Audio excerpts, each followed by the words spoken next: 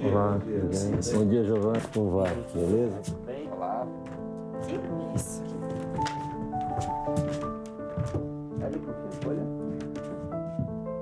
Eu sou Renato Caldas. Nós estamos aqui fazendo um teste para um curta-metragem. A característica principal do seu personagem é que ele sofre de depressão. Pegou de surpresa agora. Como que você faria um personagem com essa característica? Quando você quiser. Deixa eu só pensar um pouquinho. Posso fazer um texto? Pode. Posso trabalhar por aqui? Em pé, né? Não posso pegar uma cadeira. Pode. Quer pegar uma cadeira? E tem um tempo, você quer... Pegar uma cadeira, não pega nada.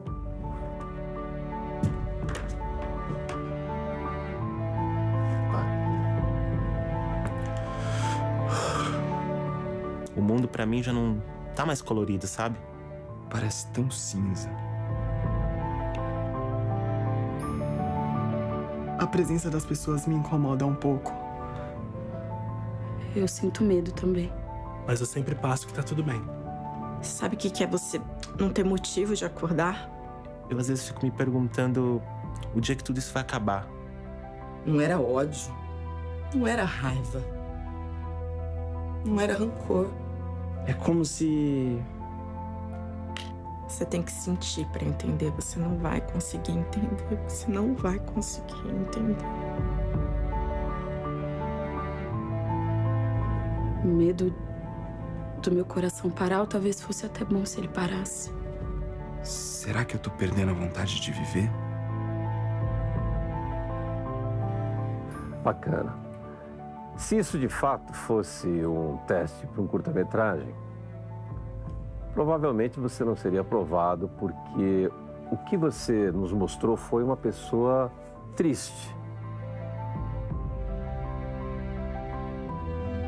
Na verdade, a depressão é muito mais do que isso. Depressão tem uma série de sintomas: a falta de sono, falta de atenção, abuso de medicamento, até diminuição de peso. E o que a gente está fazendo aqui, na verdade, não é um teste por um curta-metragem. Tem várias outras câmeras, está sendo gravada por várias outras câmeras. Ai, meu Deus. É uma ação do Setembro Amarelo, para mostrar para as pessoas que depressão não é só tristeza. Milhões de pessoas não entendem a gravidade desse problema. Foi uma surpresa, né? A gente não sabia exatamente o que seria. É um desafio, né? Na verdade, ainda assim, então...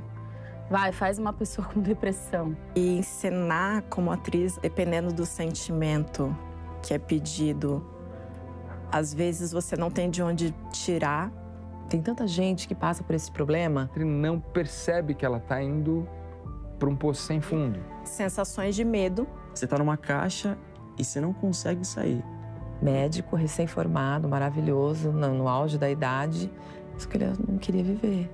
Ela começou a se isolar, ela não saía mais do quarto. E aí ela se jogou do prédio. E ele não conseguiu. Pro ator é muito lindo, é importante trazer um assunto tão, não posso, delicado. Muito obrigado. Imagina.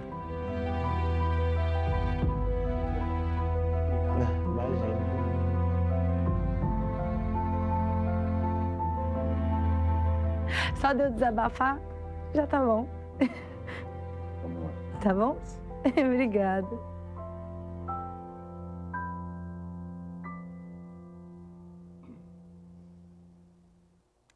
Bom dia. O Bom Dia Baixada desta quinta-feira, 13 de setembro, vai falar sobre suicídio. Afinal, estamos no Setembro Amarelo. Nossa intenção com este programa é falar, sim, sobre os sinais, mas também é deixar claro que é possível prevenir e que vale, sim, muito a pena viver. Para tratar dos temas, o Bom Dia Baixada recebe o voluntário do CVV, Renato Caetano. Renato, seja muito bem-vindo ao nosso programa. Muito bom dia. Mais uma vez, obrigado. Eu já estou me sentindo um freguês aqui. Eu gosto de estar aqui para falar com vocês. E nós gostamos de te receber para falar cada vez mais e em vezes desse assunto que precisa ser deixado de ser tratado como um tabu. Isso mesmo. Quanto mais a gente falar com naturalidade, mais fácil a gente vai saber lidar e tratar isso. E também está aqui comigo a psicóloga Márcia Tic. Márcia, muito bem-vinda ao nosso programa. Muito bom dia. Obrigada, bom dia pelo convite e pela confiança. E a partir de agora, você também pode participar do nosso programa, fazer a sua pergunta para os nossos convidados através do nosso WhatsApp, que é o 13 988779496, pela nossa fanpage no Facebook, onde já estamos simultaneamente ao vivo, pelo nosso Instagram e pelo nosso Twitter. O vídeo que abriu o nosso programa, hoje a gente abriu de uma maneira diferente, até porque é um vídeo muito forte e é um vídeo que todo mundo que assiste, no final dele, dá aquela respirada funda e fala, meu, podia ser comigo. É verdade. Porque pode, né? Pode acontecer com qualquer um. Quando a gente conversa sobre prevenção do suicídio e sobre essa dificuldade de falar de si mesmo, eu começo a falar, a gente fala assim, vamos imaginar? Não, não vamos imaginar. Vamos pensar em nós mesmos, em alguma época das nossas vidas em que a gente não estava bem, parece que nada tinha solução, e aí eu olho para as pessoas e falo assim, vocês já sentiram assim? E todos falam. Aí eu falo assim, pode ser que seja uma época de agora que a gente esteja enfrentando. Então, sim, é importante a gente poder ter essa visão de que pode acontecer com qualquer um. Márcia, por que é tão difícil falar de sentimentos? Pois é, não é? Principalmente dos sentimentos ditos não positivos, Sim. não saudáveis. Sim. E hoje, nos dias atuais, eu acho que se torna até mais, não digo urgente, mas as pessoas, o mundo exige que você seja positivo, que você seja proativo, que você eleja a vida. E isso parece uma contradição, mas torna-se um peso, Sim. porque não dá espaço para você, como ele estava dizendo, demonstrar os seus momentos de fraqueza, né? Nós falamos muito de emoções, e as emoções têm todas as tonalidades, mas a gente gosta de falar das coloridas, das alegres, daquelas que provavelmente causam inveja no outro, porque te valoriza. Mas nós somos seres humanos, como diz o Nietzsche, falíveis. Como diz o Nietzsche, demasiadamente humanos. Exatamente. Então nós estamos totalmente entregues a uma gama de emoções muito grande. Renato, a Organização Mundial da Saúde traz um dado extremamente preocupante, que é que a cada 40 segundos uma pessoa atenta contra a própria vida. Isso é assustador. É assustador. Isso se considerar que isso são dados oficiais, porque a OMS, o Ministério da Saúde, os órgãos oficiais, eles admitem que esses números são subnotificados. Ou seja, existe muita situação de suicídio que, na verdade, não é registrado como suicídio. Isso por quê? Porque as pessoas ainda têm muito preconceito sobre o tema? Tem muito preconceito, o suicídio ainda é um tabu muito grande sobre todos os aspectos. É tabu social, é tabu econômico, é tabu religioso, então aquela pessoa que se mata, às vezes ela era o arrimo da família, era a única pessoa que sustentava um grupo inteiro e do nada ela desaparece, então cria um buraco na família inteira e todo mundo tem muito medo de falar sobre isso, é muito ruim para todo mundo poder abordar esse assunto. É possível prevenir o suicídio, né? Este mês a gente está tão feliz de poder estar falando sobre isso e a gente entende que o Setembro Amarelo ele precisa se estender em todos os meses do ano, porque as pessoas se matam todos os dias. Sem dúvida. Então, assim, poder falar com serenidade, com tranquilidade, dizer assim, olha, você não precisa chegar naquele momento em que você acha que tirar a própria vida pode ser isso. Não, vamos conversar, eu acho que poder desabafar e esvaziar, né? Às vezes parece aquela impressão de uma caixa d'água que a água não sai. E caixa d'água onde a água não sai, a água apodrece. Sim. E aí a gente fica imaginando emoções e sentimentos que nos fazem mal e a gente sente que cheira mal, porque a gente não consegue falar dele, a gente não consegue dividir, conversar com ninguém sobre isso. É preciso conversar. Emoções e sentimentos apodrecem. Apodrecem, né? Tudo que não é expressado de uma maneira saudável, e quando eu digo maneira saudável, não necessariamente, continuando o discurso, bonita. Sim. É colocada para fora, Sim. Porque aí você pode atuar. Eu estava conversando com ele lá na entrada, esperando você, que às vezes a gente recebe pacientes que falam assim, eu não vim semana passada porque eu não estava bem. Sim, mas era hora de você vir, porque você não está bem. É lógico. Você percebe a dificuldade, até num espaço terapêutico, de expressar a sua dor. porque dor você traduz como uma falência. Uma fraqueza. Uma fraqueza, exatamente. Aí está o grande papel do CVV, que é a questão de estar lá toda hora, né, muito visível, mas de uma certa maneira invisível, protegendo a solidão. Porque, de uma certa maneira, eu acho que o desejo de morte, ele está intimamente ligado à dificuldade de enfrentar a vida. Então, vida e morte estão sempre andando juntas. É um paradoxo, né? Exatamente. E até achei interessante, agora que eu fiz essa associação, ter escolhido o amarelo como a cor do mês. Sim. O amarelo é brilho, é luz, é sol, é vida. É vida. Não é? E nós temos que ter a coragem de desmistificar todas as nossas emoções. Gente, depois que você consegue falar em um momento, eu estou com medo, eu estou triste, eu não sei o que fazer. Dá um alívio, não dá? É libertador. Dá a questão alívio. é libertador. Mas nós ainda, infelizmente, eu acho que nos tempos atuais, principalmente, vivemos uma sociedade que plastifica as emoções, né? E aparentemente valoriza o sucesso, a solução. Só que a solução, ela é resultado de uma problematização. Claro. Se eu não tenho problema, eu não vou ter a solução. Claro, claro, sem dúvida nenhuma. Existe algum exercício que possa ser feito para que a pessoa comece a falar de si, comece a falar dos seus sentimentos, ou não? Eu acho que antes de falar, viu, Nathalie, deve-se entrar em contato. Eu tenho um modelinho muito pessoal. Eu acho que assim, nós vivemos numa linha, todos nós. De um lado tem Eros, o deus da vida, da morte, da mitologia, e do outro é Thanatos, o deus da morte, que às vezes nem precisa ser o suicídio. É aquela pessoa que carrega a vida como se o mundo fosse pesado demais para ela.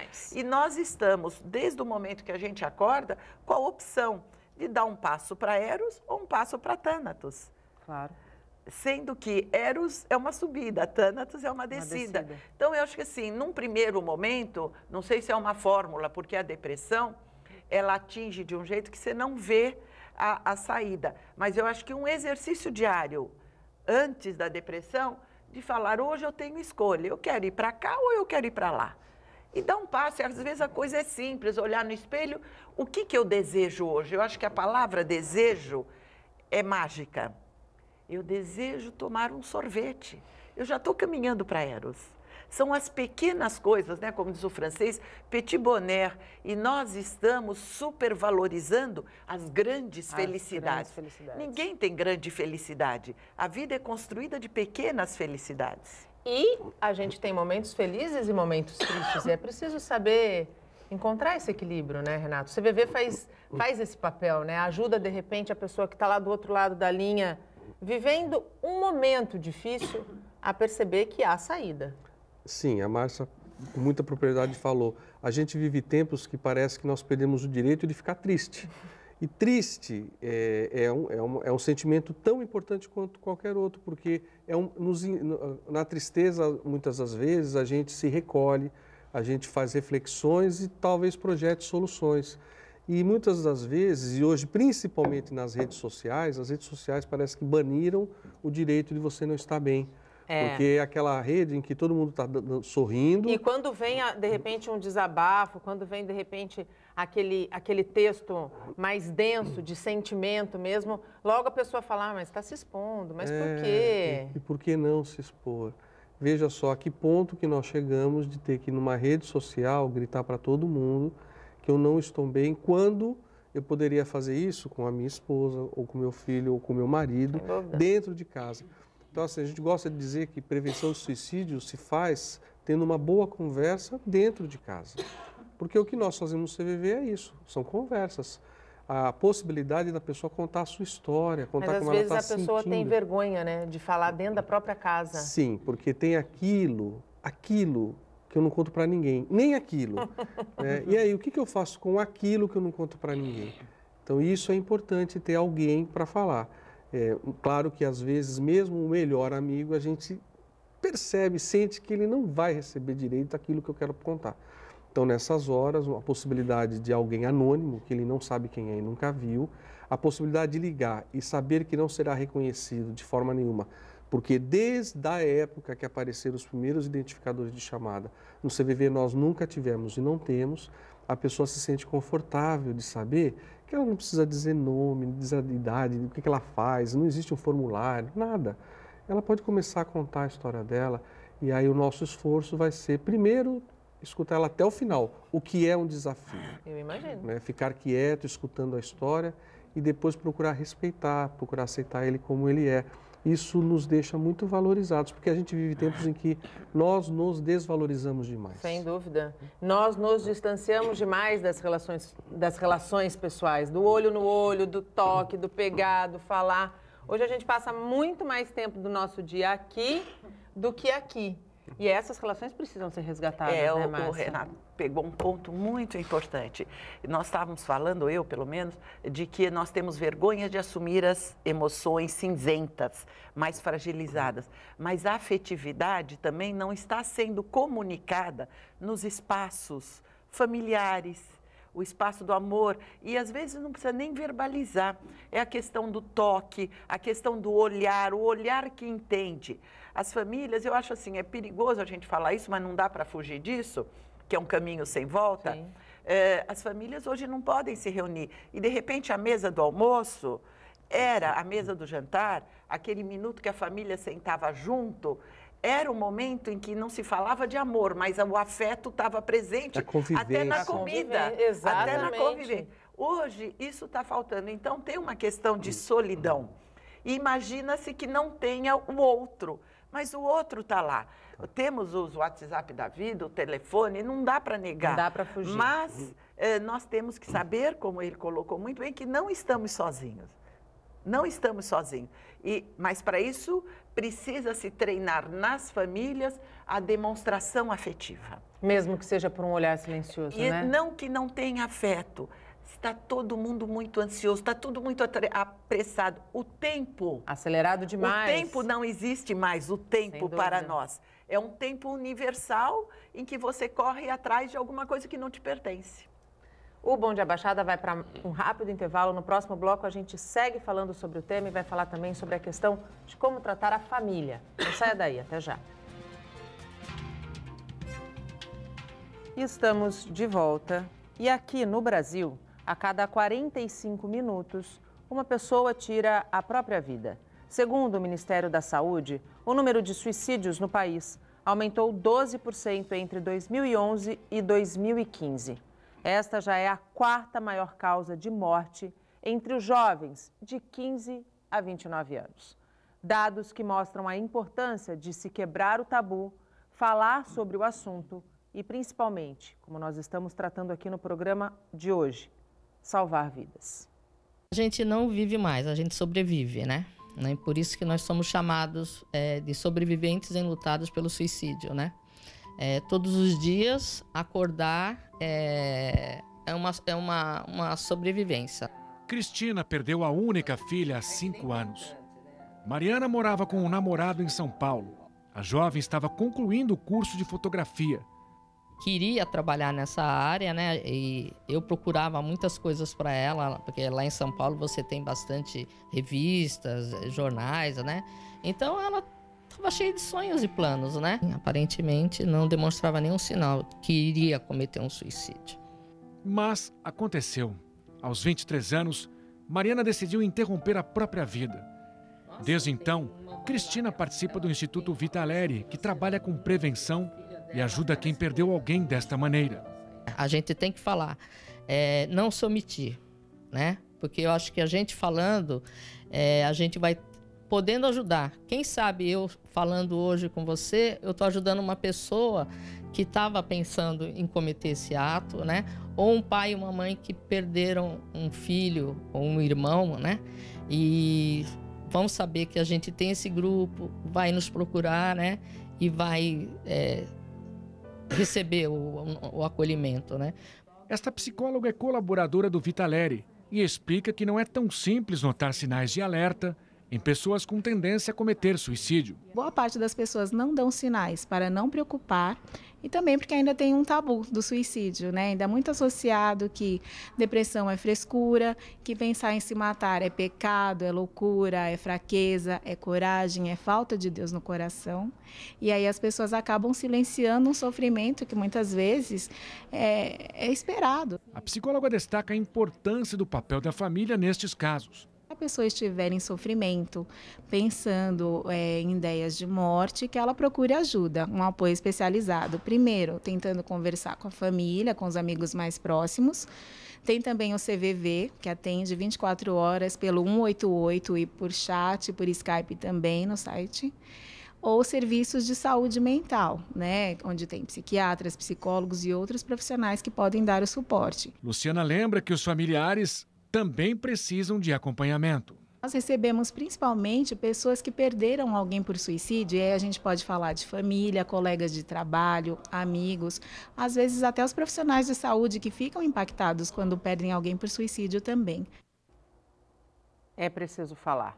E voltamos com os nossos convidados. Eu vou aproveitar a reportagem que nós exibimos para já pegar o gancho aqui com o Renato, voluntário do CVV, e com a psicóloga Márcia Ticchi, com relação à questão do apoio à família. A gente tem aqui a participação na nossa fanpage do Nando Itaoca, bom dia, Nando, do Luiz Carlos Oliveira, está nos assistindo lá nos Estados Unidos. Ele põe, excelente assunto, difícil de lidar e que tem forte impacto em toda a família. Como tratar a família? Creio que toda família fica doente quando um filho atenta contra a própria vida. E fica mesmo se não for tratada, não é, Márcia? A primeira questão é a culpa, né? Aonde eu falei, por que eu não percebi? Então, assim, o primeiro momento do acolhimento de uma família é trabalhar essa culpa. Foi uma escolha individual num momento em que, de repente, essa pessoa estava isolada. Não que necessariamente a família a tinha isolado.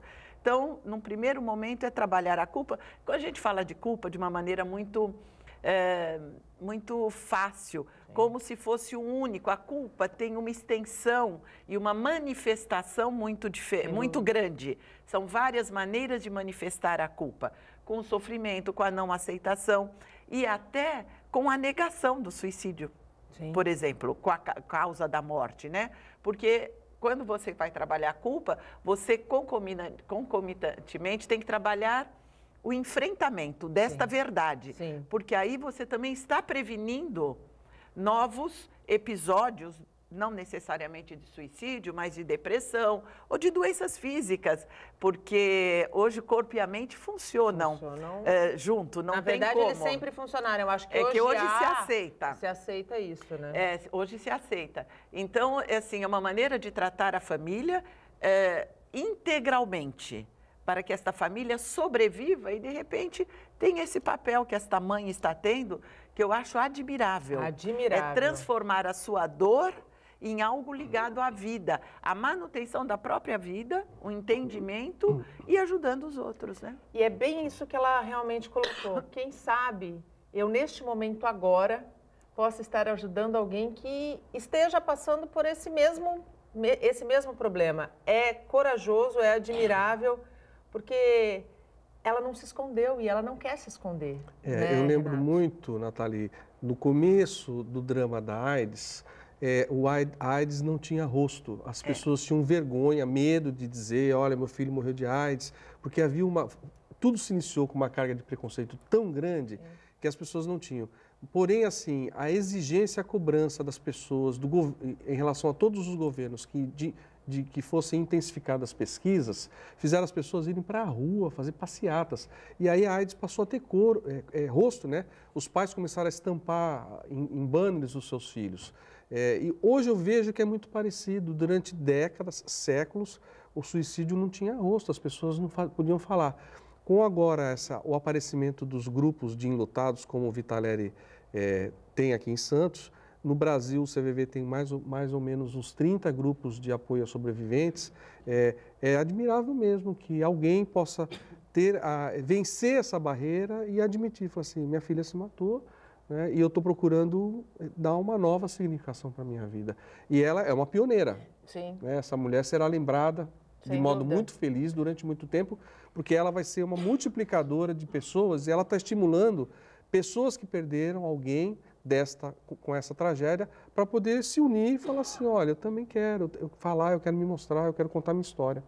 Porque segurar um drama desse dentro de si, eu não consigo imaginar a dor que é, mas é de uma dor muito grande. É de uma dor muito grande, sem dúvida nenhuma. A gente diz que não consegue imaginar, mas quem tem filho, só de fechar o olho e pensar que ele não está mais com a gente, o coração já sangra, né? Então, assim... Eles falam que o luto é muito mais multiplicado, porque o luto de alguém que perde, por exemplo, um filho para uma tragédia instantânea, momentânea ou uma doença muito longa, já é algo insuportável. Imagine, então, quando você perde um filho por uma tragédia como é o suicídio. E no caso da reportagem, era uma jovem que está entre o perfil que tem crescido no nosso país, que é de jovens de 15 a 29 anos que atentam contra a própria vida.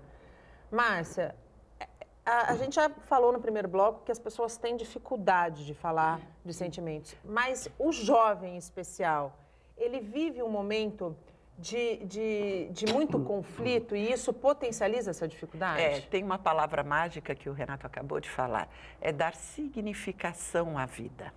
A vida está muito concreta, muito no exterior e acaba não dando. Essa mocinha que apareceu, você percebe, quer dizer, um olhar talvez até de uma terapeuta, que ela foi mudando nas fotos, ela estava buscando alguma coisa e não conseguiu. É esta busca que chega um momento de exaustão, a pessoa desiste.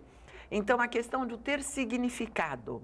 E o que é o significado? É uma profissão? Até pode ser uma identidade profissional, mas às vezes é um papel na sociedade, é um papel na família. As pessoas precisam, e os jovens hoje, eles estão se isolando, talvez seja por aí.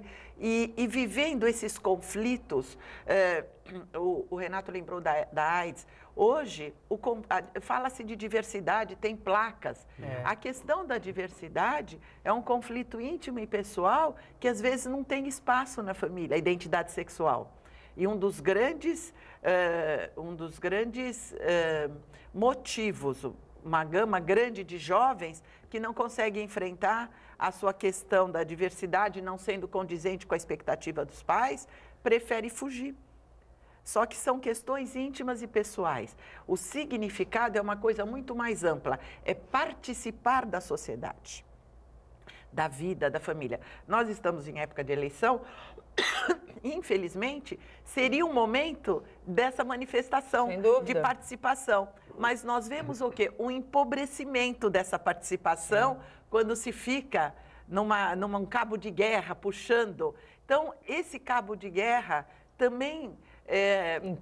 Interno, exatamente. E acaba você se perdendo na clássica pergunta, quem sou eu? O que eu estou fazendo aqui? Qual é o meu papel neste mundo? Então, assim, a busca pelo papel, pela significação da vida. Então, não esquecer que toda vez que a gente está falando de morte, tem que supervalorizar a vida. A busca pela vida colorida, de Eros, do movimento, da alegria, do contato, da amizade, amigos, a solidão. A gente tem 3 mil amigos no Facebook. Mas qual é o amigo? Qual é o amigo que toca e que eu abraço? Qual é aquele que a gente pode, de fato, efetivamente, contar com o colo ou com o olhar acolhedor? Exatamente. E acho que no filme falou, eu não sei se o filme, ontem eu assisti uma palestra de filosofia também, está tudo meio embolado. O amigo, o outro, é que me dá o meu significado na vida. Claro. E nós estamos cada vez mais precisando do outro presencial. E esse outro está atrás da telinha. Legal, não volta mais, é muito prático, mas nós temos que fazer também esse braço para a vida real. Porque a vida real é a vida do contato, né? A Luciana muito bem colocou que os sinais, muitas vezes, eles são muito pequenos e, às vezes, imperceptíveis, né? Existem aquelas frases soltas do tipo, minha vida não tem mais sentido, eu não aguento mais, eu não tenho mais força, eu não dou conta. Essas frases, mesmo que soltas, elas precisam ser recebidas com atenção, Eu acho Renato? que toda palavra precisa ser recebida com atenção.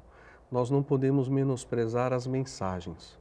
É muito comum, às vezes, em alguma situação em que aparece aquela pessoa lá no topo de um prédio berrando, eu vou pular, vou pular. Alguém fala assim, ele está fazendo chantagem emocional. Eu falo assim, mas é exatamente isso. Veja só a que ponto alguém chega de tentar chantagear para chamar a atenção, porque ele não precisaria estar lá em cima berrando que ele vai se jogar.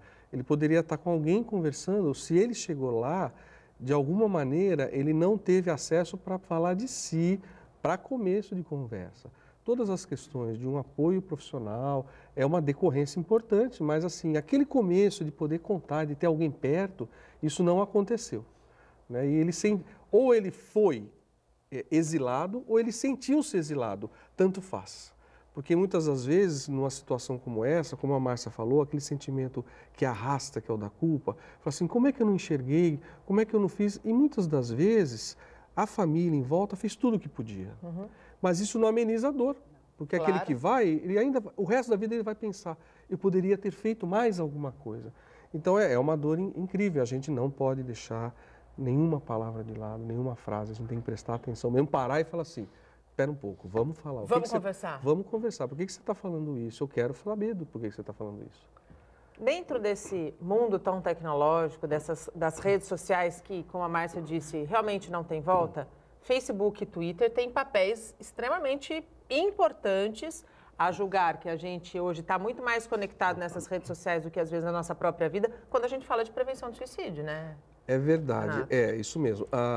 O Facebook há 2 anos fez uma parceria com o CVV, porque o que acontecia? Como é que essa parceria? É assim, você vê a postagem de um amigo seu, por algum motivo, você não precisa ser um profundo conhecedor de nada, mas você vê que ele não está bem naquela postagem. E aí o que você pode fazer hoje? Você pode fazer uma denúncia.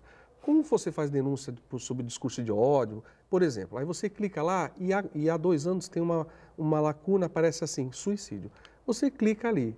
Aí a equipe do Facebook te dá o recado que ela dá sempre, que eles vão avaliar aquele conteúdo. Havendo realmente sentido no conteúdo que você denunciou, essa denúncia boa que a gente chama, aí o Facebook manda para o seu amigo uma mensagem mais ou menos do tipo assim, olha, alguém que se importa com você percebeu que você não está bem. Você sabia que você poderia ter ajuda e procurar alguém, né, uma ajuda profissional, ou existem lugares que você pode conversar. No Brasil, porque esse trabalho começou no Canadá em primeiro lugar, o Brasil foi o segundo, e agora está se espalhando, o Facebook está espalhando para o resto do mundo. E aí ele diz qual é o contato do CVV no Brasil. E o Twitter esse ano, seguindo a linha, a mesma coisa, né? Na mesma pegada, né? Então, se você colocar a hashtag Setembro Amarelo, por exemplo, as pessoas vão começar a multiplicar e receber notícias alusivas ao Setembro Amarelo.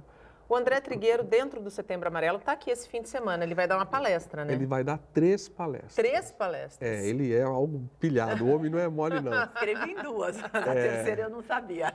Ele vai estar na Unisantos de manhã. Ele vai falar sobre o tema Cidades e Soluções, como criar uma cidade sustentável. À tarde, às 15 horas, ele vai falar sobre Viver a Melhor Opção, que é o título de um dos livros dele sobre prevenção de suicídio. E às 9 horas do domingo, ele vai falar sobre um tema Fé, Coragem, a Força para Seguir em Frente, que é uma palestra que ele mesmo assume a sua convicção religiosa. Ele é espírita, ele não nega. E ele fala assim, quando eu vou para algum lugar, quando eu tenho a possibilidade de fazer palestras assim, uma delas precisa ser sob essa ótica. É a minha decisão. Então ele falará. E tanto é que ele pediu que fosse um lugar neutro, não, por exemplo, uma casa espírita. Claro. Porque ele fala assim, muitas pessoas têm curiosidade de saber e elas vão se sentir, às vezes, inibidas de entrar num local religioso. E vamos lá, e vai ser um fim de semana bastante intenso. E onde vai ser esse, das 9 horas? Vai ser na Unip. Na Unip. Ali atrás do Teatro Municipal. E o fato de jornalistas, formadores de opinião, porque existe um tabu na mídia de que suicídio não se noticia apenas quando se trata de uma pessoa muito famosa ou alguém muito importante do ponto de vista político. O fato de jornalistas estarem falando, jornalistas estarem escrevendo sobre o tema, já é um certo avanço, né, Márcia? Sem dúvida. Tudo que ganha visibilidade pode ser um comentário negativo, mas também pode ajudar. Ele estava falando, eu achei muito legal essa parceria com o Facebook, eu não sabia, e precisamos dar visibilidade. Sabe a expressão antiga de jogar poeira para baixo do tapete? Sim. Uma hora você começa a espirrar, não tem como. Então tem que tirar, tem que limpar, né? Tem que dar visibilidade. Um aspecto que eu acho importante falar da depressão, da tristeza, do suicídio como consequência, é que nem sempre a pessoa triste ou deprimida chora. Às vezes ela ri muito. Ela ri. Ela é aquela Já pessoa diz a engraçada. música, né, que quem ri de tudo é desespero, né? Tem uma música, eu estava lembrando da frase do Fernando Pessoa, que agora não me ocorreu e completa. O ator Robin Williams, que fez filmes de sucesso, todos numa crescente de otimismo, de solucionar problemas. Escondia a sua tristeza, escondia sua na tristeza, sua alegria. Exatamente. Então é importante tudo que vamos dizer, aquela alegria constante. Porque, como eu falei no começo do programa, nós somos humanos. Então, nós temos todas as cores do arco-íris dentro de nós. Outro dia eu fui ao cinema, fazia tempo, na propaganda lá do Cinemark, e aparece as 3 milhões de cores possíveis nas telas. Nós temos muito mais do que 3 milhões de nuances de emoções. Então, a gente pode estar triste, não necessariamente estar deprimido, porque também tem isso. Eu sou deprimido. Ninguém é. Podemos estar. Antes dessa depressão, também podemos estar tristes, com uma frustração, uma decepção, uma perda. Então, saber identificar, num primeiro passo, eu comigo mesma, depois buscar ajuda, uma ajuda instantânea, como é a do CVV, que está lá 24 horas, uma ajuda terapêutica para procurar a gênese, a origem daquela tristeza, é um melhor caminho. Sem dúvida nenhuma. O Bom Dia Baixada vai para mais um rápido intervalo. No próximo bloco a gente segue falando sobre Setembro Amarelo, prevenção ao suicídio e sim, vale a pena viver. Não saia daí, até já. Estamos de volta e chegamos ao último bloco do nosso programa. Moradores de 4 ruas do Boqueirão, em Santos, reclamam da falta de segurança e cobram mais policiamento. Paula se considera uma pessoa de sorte. Por pouco, o pior não aconteceu em uma tentativa de assalto. Horário, 5 da tarde. Ela só queria comprar pão. Estava indo em direção do José, aqui no Canal 4. Aí, quando chegou na esquina da Cássio Nogueira, com a Vitor de Lamare, um rapaz de bicicleta me abordou. Eu estava distraída, ele entrou na minha frente e pediu o meu celular se não estourava a minha cabeça. E eu realmente não estava com o celular, eu tinha deixado no apartamento. E ele, cadê o celular? Passa o celular. Eu falei, não estou com o celular, eu não estou. Repeti várias vezes. Ele, passa o celular, deixa eu ver sua bolsa, deixa eu ver sua bolsa. Peguei minha bolsa, eu tirei minha carteira, ele viu que não tinha nada e foi embora. O caso de Paula, que aconteceu no mês passado, é só mais um na recente onda de crimes no Boqueirão.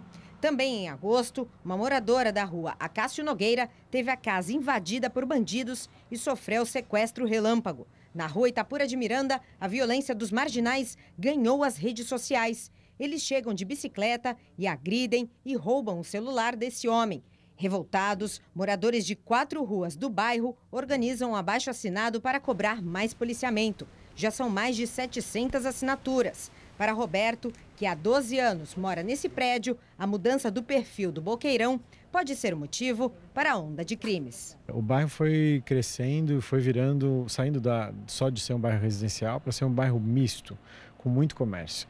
Esses comércios a gente sabe que sempre atraem, né, esse tipo de ação. Só que de um tempo para cá ela só veio aumentando. Cresceu a rota de bares que tem por aqui, né, e aí se estendeu inclusive o que era horário de comércio que tinha mais fluxo, também passou a ter fluxo depois do período da noite, né? Mas agora já não tem mais horário. É de manhã, de tarde, de noite, a insegurança é geral e por isso nasceu essa ideia. A insegurança é total. A gente não vê de forma alguma qualquer tipo de policiamento, qualquer tipo de segurança. Quer dizer, nós estamos aqui na mão de Deus. Sem contrapartida da polícia, a população se vira como pode. Além do trauma, ficou em Paula a mudança de hábitos. Eu fiquei com medo de sair, comecei a ficar mais em casa, evitava sair à tarde e à noite.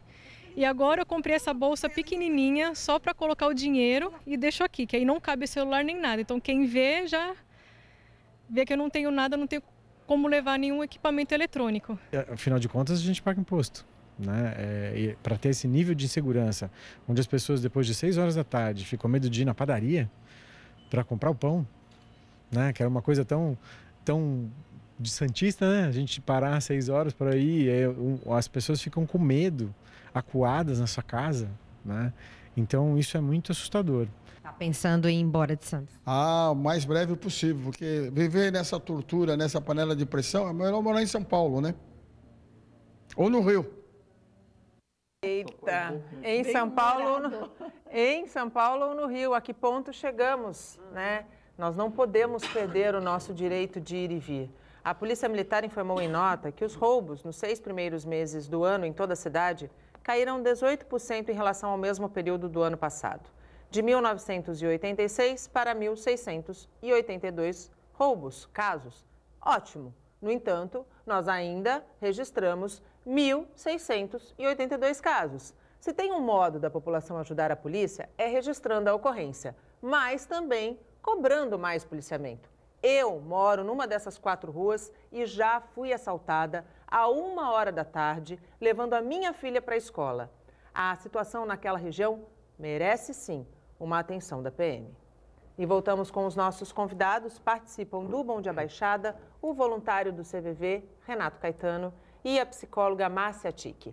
Você ainda pode participar do nosso programa, interagir com os nossos convidados pelo nosso WhatsApp, que é o 13 988779496, pela nossa fanpage no Facebook, onde estamos simultaneamente ao vivo desde as 8 horas da manhã, pelo nosso Instagram e pelo nosso Twitter. Nós falamos muito da questão da família, dos amigos, da rede de apoio e a rede pública. Como que a gente está do ponto de vista de estrutura para tratar, na sua opinião, Renato, que já está nessa estrada pela prevenção, pela vida há tanto tempo? Como é que você analisa as políticas públicas? Olha, o que eu posso dizer, a única referência que eu posso citar foi quando o 188, que é o telefone nacional e gratuito, foi referendado pelo governo federal. Isso há mais ou menos um ano. Há mais ou menos um ano, o governo federal lançou um Plano Nacional de Prevenção do Suicídio, em que há uma previsão de determinado prazo na implantação pelo Brasil inteiro de vários equipamentos de saúde pública para tratamento de saúde mental. Então, existe uma quantidade lá prevista de implantação de NAPs, de CAPs, né, de ambulatórios de saúde mental.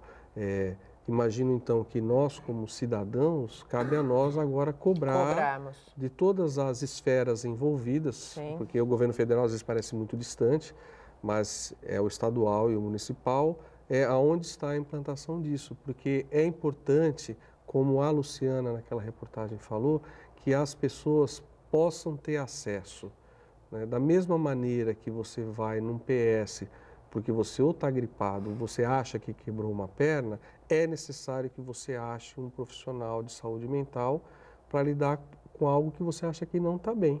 As pessoas precisam ter acesso, é importante. Até porque a gente está chegando no final do nosso programa. A mensagem que a gente quer deixar aqui hoje, como eu disse lá no comecinho, é de que sim, é possível prevenir, de que sim, há sinais que precisam estarmos todos atentos, mas, sobretudo, prevenindo, a gente exalta o que é mais importante, que é a vida, né? Sem dúvida nenhuma. Já há alguns anos, a psicologia da saúde, que historicamente trabalhava no tripé biopsicossocial, colocou o biopsicossocial, espiritual e ecológico. Ecológico no sentido do ambiente, um ambiente acolhedor. E a questão espiritual. Espiritual não necessariamente ser carola e frequentar, região, como ele colocou. Gostei dessa história do Trigueiros, do André Trigueiros. Mas espiritual no sentido de saber que há esperança, né? E a esperança é ativa, não é uma espera passiva. Eu espero, paro e espero que Ao venha. contrário. É uma esperança, é uma espera ativa, é uma busca de. Então, quando eu estou na beira do precipício, saber que existe um algo mais além daquele buraco escuro ou além da morte. E isso faz com que a gente dê alguns passos para trás e retome um outro caminho.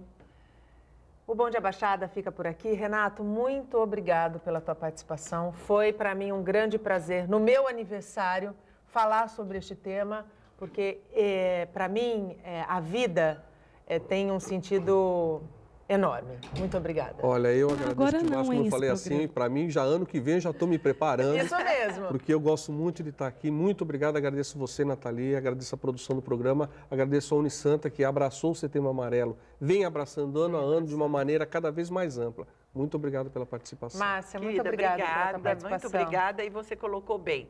Quando a gente comemora a vida, a gente já está fazendo um trabalho de prevenção. Parabéns para você. Muito obrigada. Mas antes de Ai, terminar o programa... Gente, no começo do programa, antes de eu entrar no ar, essa pessoinha e toda a minha equipe me fez uma surpresa. Já apaguei velhinha aqui e tive que entrar no ar com essa emoção toda. E agora você vai aprontar mais uma? Agora tem mais uma, mas essa daqui é da Luana Cabral. Viagenspromo.com Mentira! encaminhou esse presente para você. O telespectador não sabia, mas agora ele sabe que é seu aniversário. Parabéns. Ô, Luana, muito obrigado, querida. Dá tempo de eu ler o cartão? Dá tempo? Eu quero... Querida Luana, muito obrigada. Você foi um presente para mim. Aliás, eu digo que as minhas bancadas sempre têm me apresentado presentes. Meus parabéns, desejo que por muitos anos você possa comemorar esta data tão especial, que te sobre saúde, amor e boas risadas. Beijos, Luana Cabral. Querida, é com você que eu encerro o programa de hoje. A gente fica por aqui, amanhã a gente volta a partir das 8 horas da manhã, com informação de qualidade de um jeito único. Durante todo o dia, você pode ficar bem informado sobre tudo o que acontece na região e no mundo, acessando o Santa Portal. Tchau.